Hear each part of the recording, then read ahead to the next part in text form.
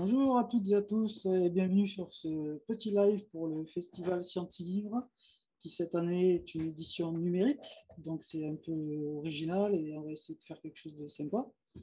On a une petite demi-heure devant nous, voilà. Alors je me présente, je suis Marcus R. Favero et je suis auteur de la trilogie de L'Enfant de la Terre qui se déroule donc, vu que c'est une trilogie à trois tomes, donc le premier s'appelle le soulèvement des titans. Et le second, c'est la quête des éléments que voici. Et le troisième, je suis en train de le finaliser. Il est en train d'être corrigé et de faire la couverture. Et il arrivera, j'espère, fin mars, si tout va bien.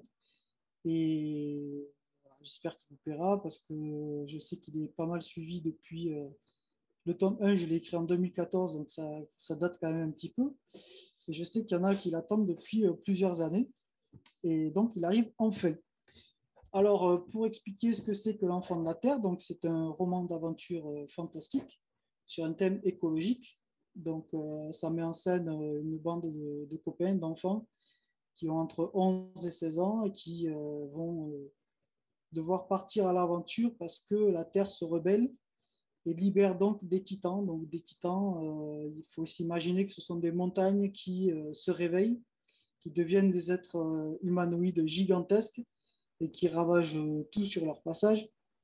Et du coup, ces enfants qui n'ont rien de particulier, eux, vont devoir quitter tout ce qu'ils connaissent et ils vont être protégés par les protecteurs. Alors, les protecteurs, c'est quoi? C'est des créatures hybrides qui ressemblent à des ours d'une taille, on va dire que ça fait la taille double d'un ours normal. Mais ils ont aussi une caractéristique, c'est qu'ils ont des cornes d'animaux sur la tête, donc différentes. Et sur le dos, ils ont une crinière végétale. Donc, ça en fait des êtres hybrides. Et ils sont là pour protéger les enfants et tous les enfants de la Terre, et en particulier un qui s'appelle Thomas. Et Thomas, c'est un petit garçon plutôt discret de base qui n'a pas beaucoup d'amis, mais qui est un grand. Il adore la nature, il la comprend, et il va se découvrir au fur et à mesure de son aventure des capacités hors normes parce qu'il est justement l'enfant de la Terre. Donc, ces enfants-là, pour vous expliquer un peu le tome 1, je vais essayer de ne pas spoiler non plus toute l'histoire.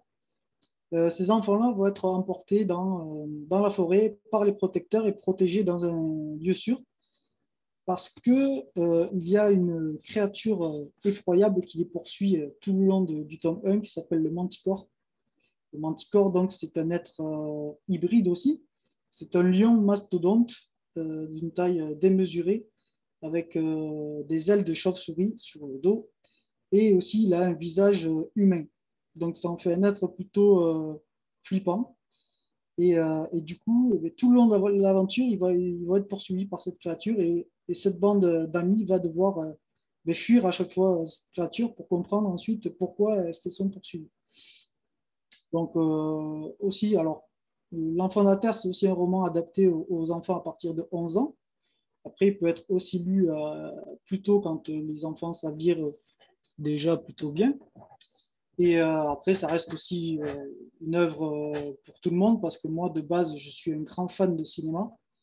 Et j'ai écrit le livre, en fait, un peu comme un livre, comme un film, pardon. Et d'ailleurs, j'espère un jour voir si on peut l'adapter, ben, soit peut-être en dessin animé, en série. Enfin, en tout cas, c'est mon but, je travaille pour ça.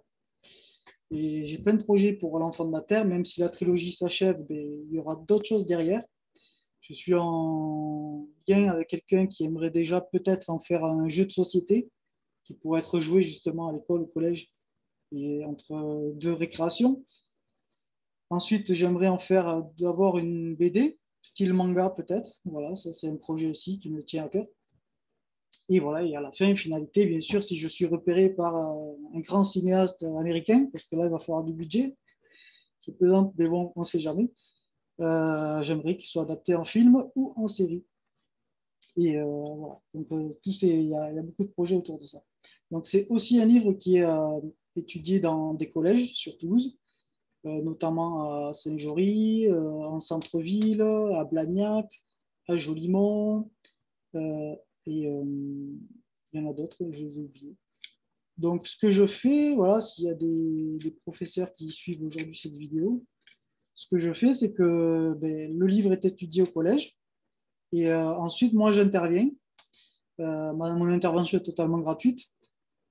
Et j'interviens et pendant 1 heure, on parle avec les élèves du roman et voilà, on échange toutes nos anecdotes, enfin, plein de choses que j'ai fait. Eux, en contrepartie, ils me renvoient leurs dessins souvent.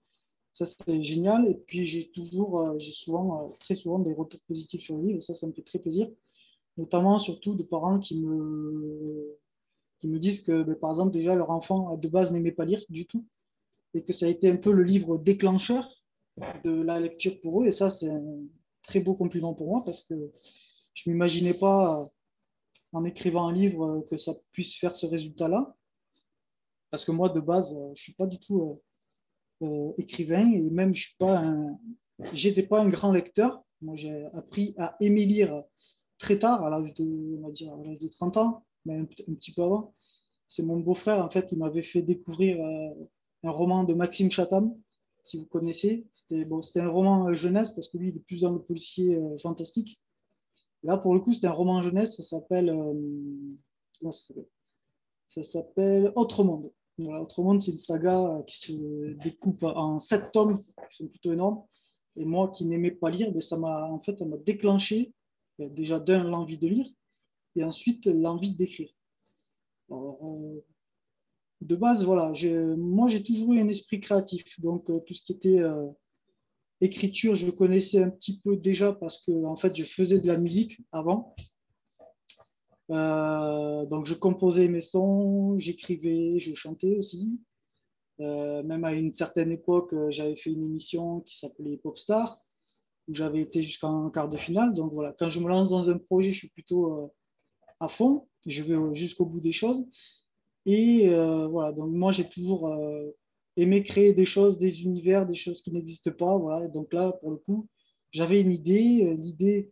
C'est une idée que j'avais en fait quand j'étais petit, parce que quand j'allais par exemple à la montagne avec mes parents, quand j'étais petit, je m'imaginais toujours que les montagnes, eh bien, c'était des géants qui dormaient et sur lesquels avait poussé de la végétation, des arbres, des forêts, etc.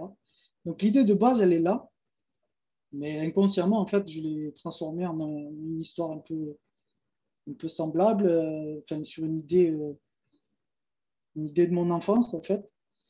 Et après, j'avais aussi composé une musique qui, quand je l'écoutais, me faisait imaginer un géant qui avançait, mais à pas de géant, vers quelque chose. Donc, ça vient aussi de là. Et voilà. Après, j'ai toujours aimé dessiner. Et par exemple, je vais vous montrer, j'aimerais faire un petit partage d'écran, si c'est possible. Hop. Alors, moi qui aime beaucoup dessiner, je vais vous faire un partage d'écran. Alors, c'est parti. Voilà, par exemple, une première créature qu'on trouve dans le livre, ça s'appelle un Carvers. Carvers, bon, comme vous le voyez, c'est pas des sympas. Ce sont des créatures un peu sanguinaires, un peu dégueulasses, hein, entre guillemets, qui attaquent justement les enfants dans le premier tome. On les découvre au premier tome, après ils reviennent au tome 3, mais ça on en parlera peut-être un peu plus tard. Et donc voilà, ça c'est une. Donc il faut s'imaginer une espèce de tête de chauve-souris horrible avec des cheveux filasses, un corps rachitique avec voilà, des espèces de mandibules qui sortent sous les bras, qui permettent de tuer leurs victimes.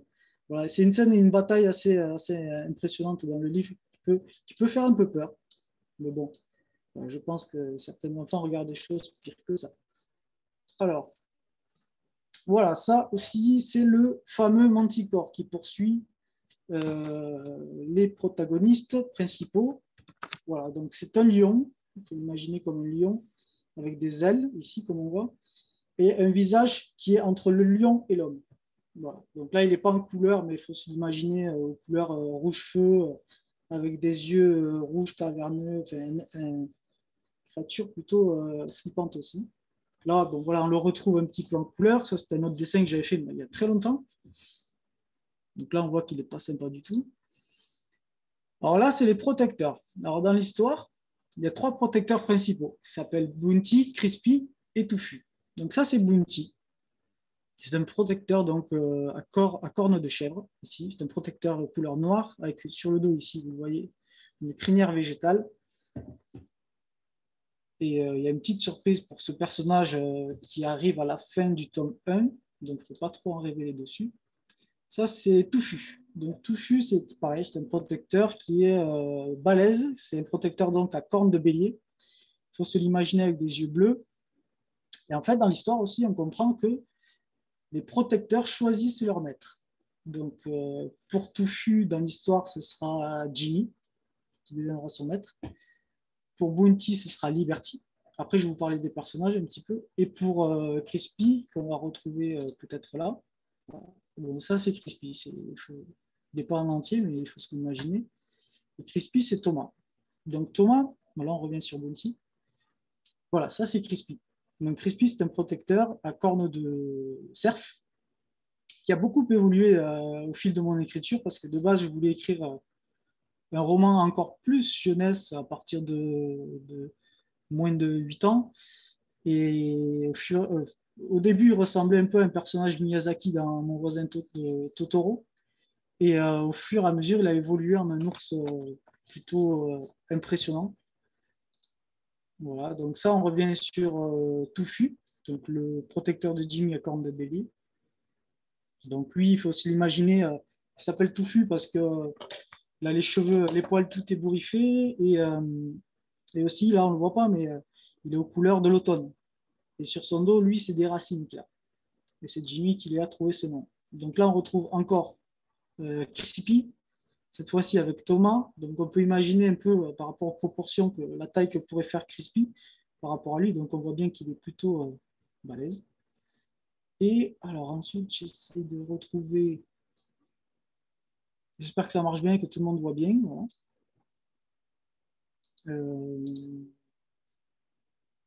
Voilà. Donc ensuite, pour revenir, alors je vais arrêter le partage. Ensuite, pour revenir donc aux personnages, donc il y a les personnages humains. Donc il y a Thomas, qui est le héros principal de cette histoire. Il y a Maxime, qui est son meilleur copain, qui se fait à l'école. Il y a Liberty. Liberty, c'est la sœur de Thomas.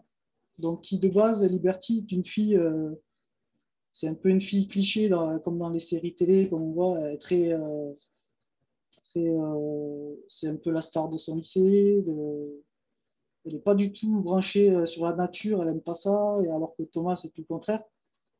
Ensuite, donc, il y a Alan, et lui aussi, c'est un peu un stéréotype qu'on voit dans les séries télé, donc c'est le beau gosse du lycée qui, je vois une question, on retrouve ces dessins dans les livres ou uniquement des descriptions pour laisser place à notre imagination? Alors non, justement, on ne retrouve pas les dessins dans le livre. Le livre, c'est vraiment un roman pur et dur. Donc, il est là. Hop. Et il y a vraiment...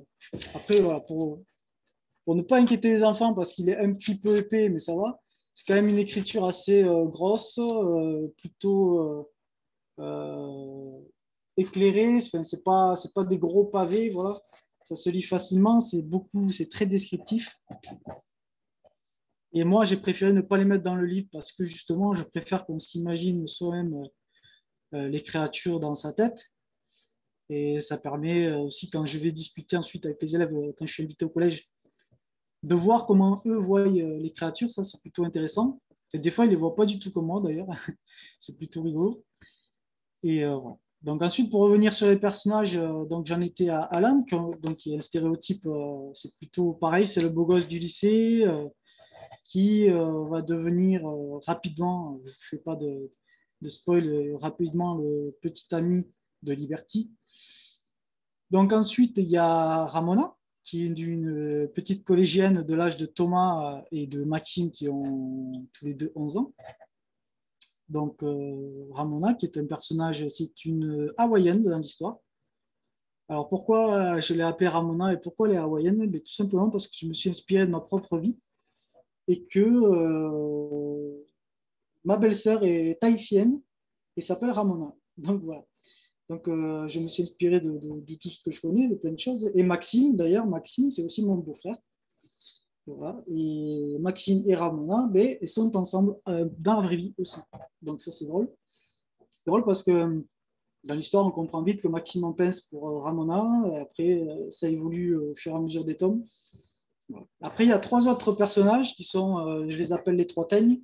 C'est Jimmy, Casper et le gros Joe. Alors, eux, c'est dans le collège, c'est un peu les terreurs. Et ils s'en prennent ben, souvent aux plus faibles. Et pour commencer, ils s'en prennent à Thomas voilà, dans le collège. Et du coup,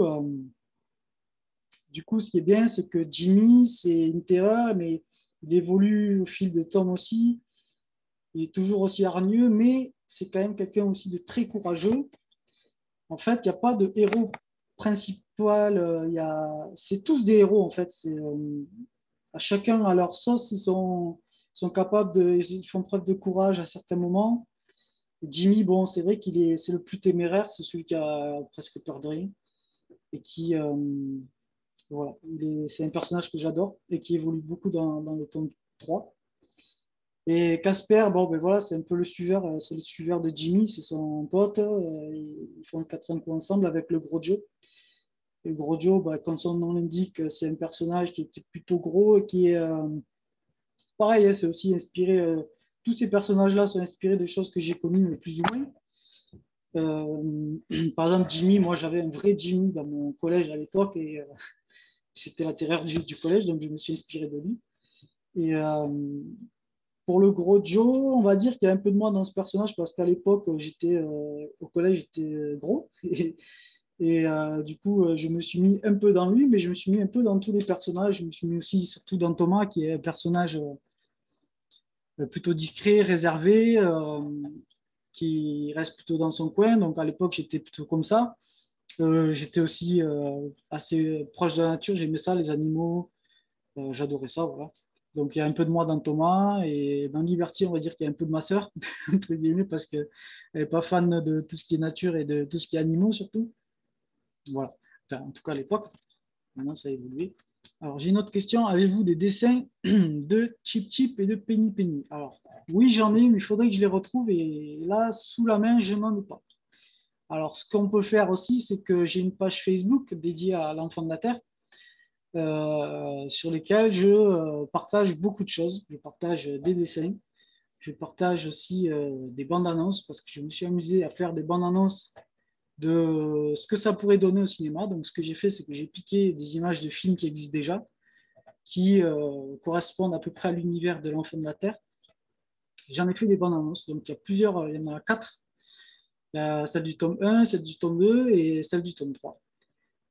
Et voilà, ça donnerait un film assez impressionnant, un film où il faudrait quand même beaucoup de budget, parce que ça demanderait beaucoup d'effets spéciaux, parce qu'il y a des titans, il y a des créatures qui n'existent pas, voilà, il y a des endroits, voilà, ça se passe beaucoup dans la forêt, ils traversent le pays, enfin, ça demanderait énormément d'effets spéciaux. C'est pour ça que dans un premier temps, peut-être j'aimerais bien en faire une BD, ce serait plus simple. Et je connais du monde qui pourrait travailler dessus. Peut-être ça serait plutôt intéressant. Parce que moi, comme je l'ai dit, je suis fan de dessins animés, de cinéma. Par exemple, en dessin animé, j'aime beaucoup Wakfu, s'il y en a qui connaissent. Et ça correspond au style que j'aimerais faire, moi, en BD ou en dessin animé. Voilà. Euh, ensuite, donc, le tome 1, donc, c'est un roman d'aventure avec un côté un peu magique. Donc, il y a des choses. Alors, c'est pas du tout du Harry Potter, hein, mais il y a un côté ouais, un petit peu magique. Il y a des choses, je ne sais pas trop comment vous expliquer. Il y a des choses, il y a des belles choses dedans. Il y a des moments avec beaucoup d'action. Il y a des moments avec des pauses. Et dans le tome 2, c'est l'inverse. C'est un livre qui est très basé sur de l'action. Il est très rythmé, le tome 2. Il est plus court aussi, mais parce qu'il est tellement rythmé que je ne peux pas en faire aussi non plus que de ça pendant tout le livre. Donc j'en ai fait un livre un peu plus court. Et donc le tome 3, je suis en train d'écrire. S'il y en a qui veulent poser des questions dessus, surtout qu'ils n'hésitent pas. J'essaie de ne pas faire de spoil. Mais le tome 3, on va dire que c'est un mix du tome 1 et du tome 2. On revient un peu sur les bases du tome 1. parce que je retrouve, moi, enfin, j'ai remis dedans ce côté magique, ce côté découverte d'un monde qui n'existe pas. Alors, à la fin du tome 2, parce qu'il y en a qui l'ont lu, Thomas décide de partir avec Willorin. Willorin, c'est un personnage nouveau dans le tome 2. On peut voir la couverture du tome 3. Malheureusement, non, parce qu'elle n'est pas faite encore, mais ça ne va pas tarder. Il va falloir être un petit peu patient. Et donc, pour parler un petit peu justement de la couverture du tome 3, donc ces couvertures-là, c'est Jérémy Spadotto qui l'a faite. C'est un ami à moi d'enfance, on était au collège ensemble, pour vous dire. Voilà, donc en fait, c'est vraiment une grande couverture, hein, c'est un poster entier. Là, il a beaucoup de talent, il est très très fort, je vous l'avance un petit peu pour le voir. Et là, on va travailler très bientôt sur le tome 3. Donc, comme vous pouvez le voir, ben, du coup, le tome 1, qui est un peu plus gentillé comme livre, c'est couleur bleue. Le tome 2, ça se corse un peu, ça devient dans les tons un peu rouges, un peu orangés. Et le tome 3, ce sera des couleurs sombres, plutôt noires. Et j'aimerais faire une couverture assez impressionnante. Donc ça, on en a déjà parlé, ça ne va pas tarder. Et tout ça, je le mettrai sur justement la page Facebook de l'Enfant de la Terre. Donc pour me trouver sur Facebook, je crois, attendez, ou même sur Internet, tout simplement, vous tapez l'Enfant de la Terre et mon nom d'auteur, donc Marcus R. Favero. Et normalement, vous tomberez directement sur la page du roman. Voilà. C'est plutôt. Voilà. Il y a beaucoup de choses à voir et c'est très fourni. Il y a plein de, comme je vous l'ai dit, il y a plein de dessins, il y a beaucoup de vidéos. Et ça va continuer parce que le tome 3, ben, j'ai plein de projets pour faire ça. Donc voilà aussi, justement, des dessins que j'ai fait pour le tome 3 moi-même. Donc par exemple, le premier dessin, je ne sais pas si vous allez bien voir. Voilà. Donc là, c'est Thomas qu'on voit avec Crispy. Donc on peut voir la taille de Crispy par rapport à Thomas. Donc, je ne vais pas trop en dévoiler sur le tome 3 parce que sinon je vais vous délivrer des choses que vous ne voudriez pas savoir avant de l'avoir lu. Donc ça, c'est un peu le même dessin, mais vu sur notre plan. Voilà. Donc le tome 3, comme je le disais, c'est plutôt un livre qui mélange les deux, le tome 1 et 2, donc avec beaucoup de découvertes et aussi surtout une bataille finale, parce que c'est le dernier de cette trilogie, une bataille finale épique. Voilà, elle fait plus de 120 pages, je crois, la bataille. Elle est assez énorme. Je me suis régalé à écrire tous ces passages-là. Et en fait, il y a plein d'éléments qui sont dans le tome 1 et dans le tome 2 qui vont se rejoindre pour expliquer la fin du tome 3, qui, je vous le promets, va être impressionnante. Et voilà. J'ai mis tout ce que j'avais en tête, je crois n'avoir rien oublié pour ce tome 3. Et il me tarde que vous le lisiez pour avoir vos retours, voir si cette fin-là vous a plu. Et je pense qu'elle va vous plaire, parce que moi, elle me plaît. Et voilà, donc j'ai hâte de vous retrouver pour le tome 3 parce que ça fait longtemps que je l'écris. Je pense que j'ai mis bien 2 ans à l'écrire, facile. Parce qu'entre-temps, ben, j'ai eu un enfant et du coup, on écrit un peu moins, on a un peu moins de temps. Par exemple, le tome 1, c'était mon premier livre, je n'avais jamais écrit avant ça. J'ai mis 1 an et demi à l'écrire et ensuite un peu plus de temps pour le corriger. Le tome 2, par contre, lui, je l'ai écrit d'une traite très rapide. Je l'ai écrit en 7 mois. Donc ça allait très vite. Celui-là, j'étais ultra inspiré. Alors, ça ne veut pas dire que pour les autres, je n'étais pas ultra inspiré, mais les autres étaient différents. L'un, c'était mon premier, et le troisième, il est encore plus épais que les autres livres. Il fait 500, un peu plus de 500 pages. Comme je vous le dis, s'il y a des parents qui regardent la vidéo, n'ayez pas peur. Hein, si votre enfant aime lire, c'est facile à lire, c'est très descriptif. Ils vont s'imaginer un film dans leur tête très facilement. Voilà. Donc, ah oui, je vais vous montrer aussi parce que je me suis amusé. Moi, je suis un grand fan de figurines. Je suis un geek. Hein. Un geek, c'est quelqu'un qui adore tout ce qui est univers des jeux vidéo, du dessin animé, tout ce qui est pop culture. Donc, vous pouvez le voir derrière moi. Ça, c'est ma pièce à moi.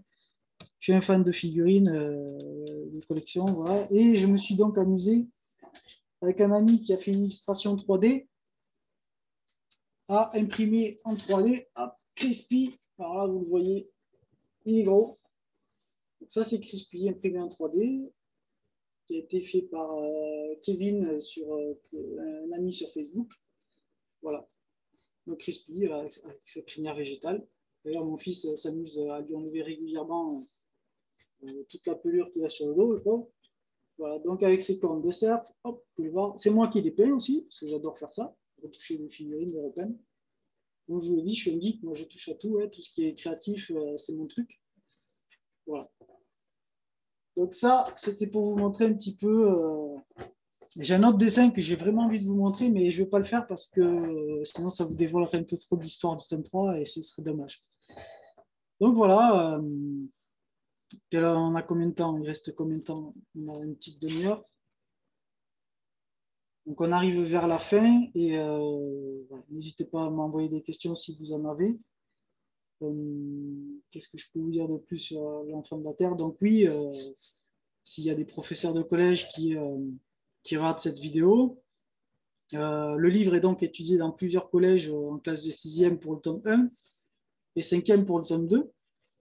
Donc s'ils veulent par exemple me contacter pour découvrir le roman et ensuite pouvoir l'étudier, vous pouvez me contacter sur la page, sur notre site web Fav Édition. Vous tapez tout simplement Fav Édition sur Internet, ça vous trouvera la page directement. Et là, vous pouvez m'envoyer des questions. On peut se rencontrer pour que je vous fasse passer le tome 1, par exemple, pour voir ce que vous en pensez et voir si vous pouvez étudier. Mais c'est un roman qui est étudié depuis plusieurs années, par exemple à Blagnac. Je reviens chaque année voir les élèves. Et c'est très apprécié des élèves parce que ça fait un peu le livre récréation par rapport au programme du collège. Et voilà, comme je vous l'avais dit, c'est un livre qui fait découvrir la lecture à certains élèves qui n'aimaient pas lire. Et du coup, ils se retrouvent là-dedans parce que c'est un univers qui leur plaît, c'est facile à lire. Et voilà, c'est récréatif, c'est un livre qui fait du bien à lire, qui est très immersif et qu'on peut lire facilement, même si on n'est pas un gros lecteur. Voilà. Moi, de base, je n'étais pas un gros lecteur, donc je ne me suis pas amusé à faire un livre compliqué. Et c'est pour ça qu'il est plutôt apprécié de ceux qui, de base, n'aiment pas lire non plus. Voilà. Donc, pour moi, je pense avoir fait le tour de l'enfant de la Terre. N'hésitez pas à me retrouver sur la page Facebook en tapant l'enfant de la Terre plus Marcus R. Favero. Là, vous me trouverez de suite. N'hésitez pas à vous abonner à la page Facebook pour avoir toutes les infos et surtout la date de sortie du tome 3 qui ne devrait plus tarder. Ce sera fin mars, début avril, si tout va bien. Et voilà, donc je vous dis à bientôt. Il y a aussi la page internet Fav Édition sur internet. Et je vous dis à très bientôt. Que les protecteurs veillent sur vous. Et je vous attends pour le tome 3, pour les séances de dédicace, si on peut en faire prochainement, parce que là, c'est un peu compliqué. Et merci à Scientilivre de m'avoir recontacté cette année pour faire cette édition numérique, un petit peu particulière, mais c'est plutôt sympa aussi de faire comme ça. Voilà, donc je vous dis à très bientôt et bonne lecture pour ceux qui sont en train de lire soit le tome 1 et le tome 2 peut-être. Au revoir.